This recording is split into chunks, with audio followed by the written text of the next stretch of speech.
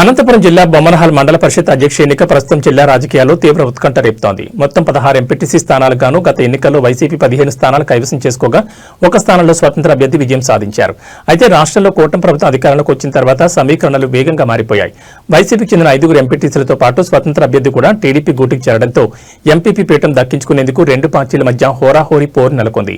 గతంలో ఎంపీపీగా పనిచేసిన పద్మ తన పదవికి రాజీనామా చేయడంతో ఈ ఉప ఎన్నిక అనివార్యమైంది.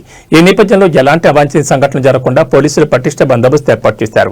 ఈ ఎన్నికల ప్రక్రియలో అధికార పార్టీ దౌర్జన్యాలకు పాల్పడుతోందని వైసీపీ తీవ్రంగా ఆరోపిస్తోంది. వైసీపీ జిల్లా అధ్యక్షుడు అనంత వెంకటరామరెడ్డి నేతృత్వంలోని ప్రతినిధి బృందం అదనపు ఎస్పీని కలిసి ఈ మేరకు ఫిర్యాదు చేసింది. టీడీపీ నాయకులు తమ పార్టీ ఎంపీటీసీలపై భౌతిక దాడులకు దిగుతున్నారని, ప్రజాస్వామ్య విలువలకు విరుద్ధంగా వ్యవహరిస్తున్నారని వారు ఆవేదన వ్యక్తం చేశారు. కూటమి ప్రభుత్వం అధికార దుర్వినియోగానికి పాల్పడుతూ తమ అభ్యర్థులను భయభ్రాంతులకు గురి చేస్తోందని అనంత వెంకటరామరెడ్డి విమర్శించారు. ఎన్నికలు పారదర్శకంగా శాంతియుత వాతావరణంలో జరిగేలా భారీ పోలీసు బలగాలను మోహరించాలని వారు విన్నవించారు. ఈ రాజకీయ చదరంగంలో బొమ్మనహాల్ ఎంపీపీ పీఠం ఎవరికి దక్కుతుందనేది ఇప్పుడు సర్వత్రా ఆసక్తికరంగా మారింది.